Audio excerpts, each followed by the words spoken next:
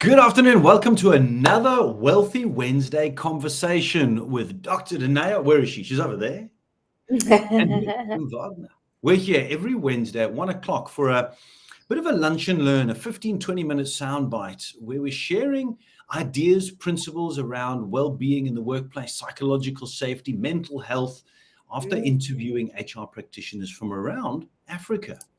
And this week, like every other week, has been a very interesting conversation. And Dr. D, would you agree that when we started this out 2 months ago, we had no idea of the information, how eye-opening it is, that we've been fed and we've been listening to? So how's it been for you this past week? Listen, it's been incredible. I feel like I'm learning something new each time I interview someone. It's almost like you kind of anticipate the answers you're going to get, and it's mind-blowing each time. Like, wow, never thought of it I like agree. that. Very incredible time. Yeah. It's exciting, but at the same time, a little bit unnerving, because one of the things I was hoping for was we were going to find a rule book and say, these are the 10 points that every company should do. And that's not turning out this way. Yeah. In And it the seems end, like there won't be a rule book either, because it seems like you have to apply a very personalized approach. wow. Okay, you mean personalized approach to humans? Personalized approach to each organization. Ah, So Very, very, organizations each have their own strategies and challenges, and it needs yeah, to be a unique application tailored. of it. Okay, but you had a great, an interesting chat yesterday, didn't you? Yeah, so I spoke to Ngatega, and listen, she was all about the person. That essentially, to round up everything she said, she raised a very important topic that I think it all goes back to this big topic of psychological safety. But she brought up how, she finds that as much as companies can take well-being seriously and really Mhm. give it their all sometimes, she finds that then the employees themselves need to be incentivized, or they need to be driven or really pushed Hmm. to actually then go and use some of these services. And the question is why, Yeah, because when that's I the question. asked them why, then it went back to the whole psychological safety again, people feeling like this is a safe space. Whether I found out whether I'm not okay or not ill or something's wrong, it's okay for me Hmm. to know that, because even if I tell my manager or one of my colleagues that, then it is okay. It's not going to change my status in the workplace, you know. Hmm. Um, and she spoke about simple things like how she goes every other day to just walk actually amongst the employees, greeting them. She'll sit and have lunch with them in the canteen now and again. And simple things that make them feel like, okay, someone from the leadership is actually here and feels like Right. what. So yeah, very insightful. That's an interesting point, because I've had a discussion. I can't remember which of my interviews the past week, but the discussion came about where the employees were asking, is this actually an initiative from Exco because they care, or are Mm. they just ticking the box? And if they're just ticking the box, then I'm not buying into it. Mm. So where's this block? Yes, the why is an important part. Company puts the initiatives into place. So why aren't employees buying in? Well, Mm. what about this? Because here's a conversation that I've had multiple times, and you have had, we've discussed this in previous recordings, is where a company, the executives, come up with a strategy and they say, this is our well-being initiative, without engaging the people. Sure. Is What do this the a block? people actually need? What do they need? What do they want? Engage the people. Otherwise, it's just an initiative. Engage Mm. them. Exco listens, applies what's being done. They feel seen, heard, and valued because they feel important. How do you actually do listen? So that Sure. would be a question: is, are you creating a well-being strategy just because the executives say this is what we need? Yeah. Or are you going to the people? And I always go back and I remember that bank, I think it was in Uganda, which asked the bank tellers and then invited the local market to the bank car park on a Friday, Mm. right? Because they went and asked. what is your greatest stress and anxiety? And it turns out it wasn't based around the job. It was home base that then impacted on their stress, because it's one and the same. Home and work is the same. Life, it's life. Yeah, one same person. Great. Here's an Sure. interesting take. I had a wonderful conversation with Alon Joseph. And he's been analyzing well-being and psychological safety for 2 decades in his company. And he came up with 2 criteria. First time I've come across this. Tell me what you think about these, people. And put in the comments here, the chats as well. The first thing is that he came across as the most important aspect when you break down the values of a person, which is trust and integrity and all those wonderful things. Beautiful, beautiful, wonderful words. But the people want to know the value of you. So what you were talking about, the value of the individual person. Is that individual feeling valued? Yeah. That's it. Sure. This is first. Now, here's the second one. And here's the great thing about this one. Executives, it's free. Aha! Doesn't cost you lots of money and fancy outings and wellness days and bringing in. Here's the key thing. Gratitude. Wow. Executives showing the team they're grateful. We are living in a chaotic world. Social media, negative news all the time. There's strife at home. There's struggle, financial issues. Is there a war? Isn't there a war? Are we in one? What's happening with the economy? All of this negativity. So he then went and challenged an executive, a client of his, to show gratitude, to actually write out 300 handwritten notes of gratitude and leave it for the staff on their desks, personalized. Took him a little bit of time, and that was it. Can you imagine? You've got the executive there, and you've done something, and you don't know if you've been recognized for it, but the executive has, and you suddenly get this little handwritten note with a tiny little chocolate. You're saying, I value you. Thank you for the work that you're doing. How would that make you feel? I think I would smile the entire day. Even I'd get home and my family would just be surprised. Like, why are you so happy? Exactly. So what has changed? You see, well-being, psychological safety doesn't have to be a massive initiative. But how often have we heard it that it needs to start from the top? Yeah, I like that so much, because I think it was one of our previous chats where actually one of the HR executives had mentioned that companies often shy away from well-being initiatives because they think it costs money, or they think they have to spend money. And here we are with a simple free activity. And he suggests, and this is what he coached his client on, is every meeting needs to begin with, what are you grateful for?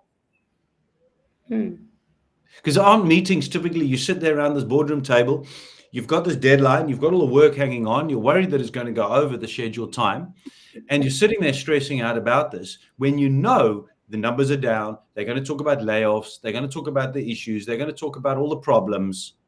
So what if you started a meeting on a positive note? What are you grateful for? What is one good thing that's happened in the past week? Sure, I love that. So simple.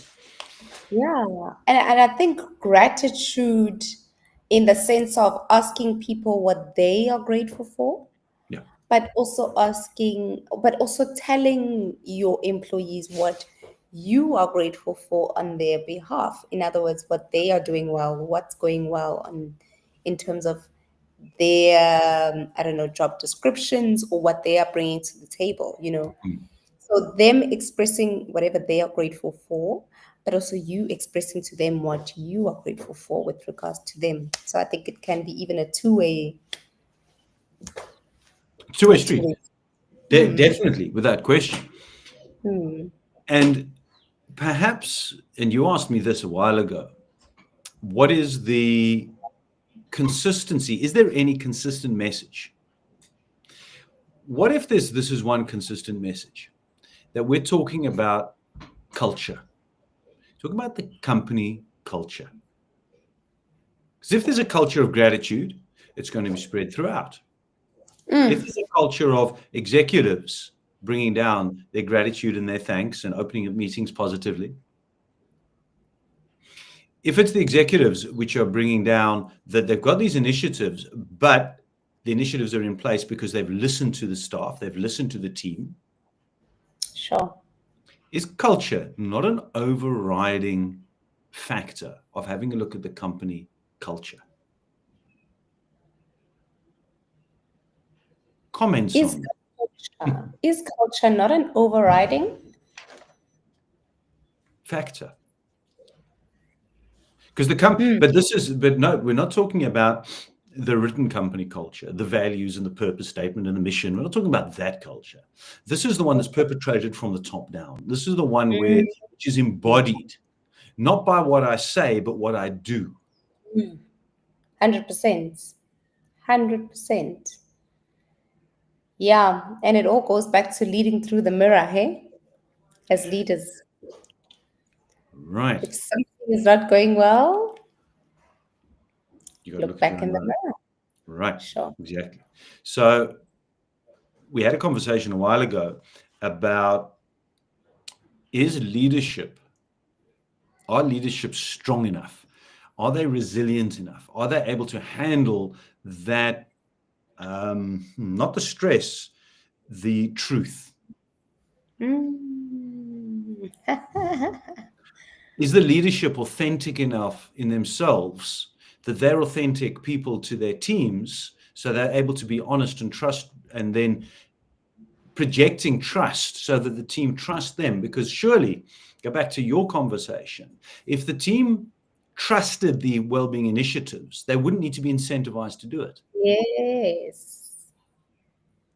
They would understand the reason for it, as opposed to sitting backwards and going, yeah, we're not too sure. You're trying to catch me out here.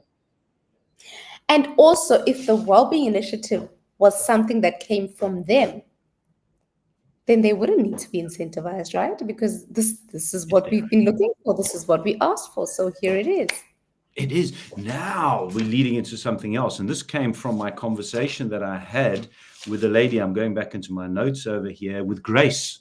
We spoke about her last week from Zambia and the mines, where the executives understood, in order for this to become part of the culture, it was going to take time. Yes. Right at the beginning, the initiatives that the Wellbeing department put into place was not bought into. Because their staff were looking back and going, what is this? Why are you doing this? Why are you suddenly so nice to me when you haven't been nice to me before? It's true, right? It's the same. Anybody who's listening to this, Danae, you got kids. You shout and scream at them and you push them and they got to do their homework and they got to get to bed and they haven't tidied their room and go brush your teeth and all those things. And then suddenly you turn around and you're all nice and they go, whoa, what's wrong with mom? Right? Yeah. Mom had too much fermented grape juice. What's going on here? So the team is going to look at the same. If suddenly there's a change and they don't know why, because they haven't been part of the process, they're going to go into it with huge hesitancy and take a while to buy in, which means that the executives need to understand any change in culture. Not only does it have to be symbiotic, it has to be done concurrently with the team. But don't expect 100% buy-in immediately, because there will be that, can I trust this? Are they true? Is it real? Is this just another initiative which is going to come and go? Sure. Some good stuff, some good gems. Oh, there is. I'm enjoying this so much. I actually had a discussion with a company yesterday where they were talking to me about their culture. A huge amount of their team are on verge of burnout. And I was very pleasantly surprised when they accepted the rather direct approach with me saying to them, I didn't say the words like this, but they understood, you are the problem. Because what you're doing is filtering down. Oof. If you're sending out emails at 8 o'clock at night and on weekends and sending SMSs or WhatsApp messages out of hours, What message does it send to your team? The expectation that they're going to do the same. 100%. And then no one's got an off button. No one's got the switch off. Yes. Downtime. No communication time. Great policy to have. 100%. So who else? Have you got anybody else lined up? We're meant to be wrapping this up, but I'm enjoying the conversations. And I had another interview today. You've got some more people to connect with still? I'm expecting Luyanda Kumbuza to have an interview with me, but she's quite a busy lady, so Yeah. we are switching and changing up dates. And then I was hoping for some referrals from my other HR friend, but that isn't also coming to life. But I'm hoping that if I can at least get a conversation with Luyanda in, that will bring some substance. Yes. Anything Great. on your side? So no, I'm done for the interviews now. Now it's about starting to collate the information, and thanks to AI, able to get the transcriptions done and putting it together into something which we're leaving quite open, just like these interviews. So if you're listening to this and you want to find out a little bit more about what our discoveries are, what we're finding out, hang in there. But also remember, we're here to help you understand what can be done in the workspace. So Dr. Danea and I teamed up to create Wellthy, so that we can come into companies and help you with your well-being initiatives, but holistically. Gifted doctor over here from the medical background. Myself from the corporate, having been there, burnt out background, and more of the mental side of things. And when you combine the two of these, now we're talking about bringing true healing into the workspace, where people then can thrive instead of just survive. 100%. Last words of wisdom from you before we close off today. Man, there's so much. Big one. There is so much, but I think as leaders, let's always think back to the person. Seen, feeling heard.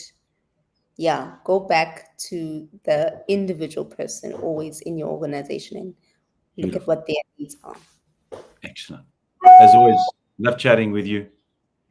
Awesome. Please like and comment and share this on YouTube and on LinkedIn every Wednesday at 1:00, same time, same place next week. Connect with us and also watch the recordings, which are posted on YouTube and also on our LinkedIn Wellthy channel as well.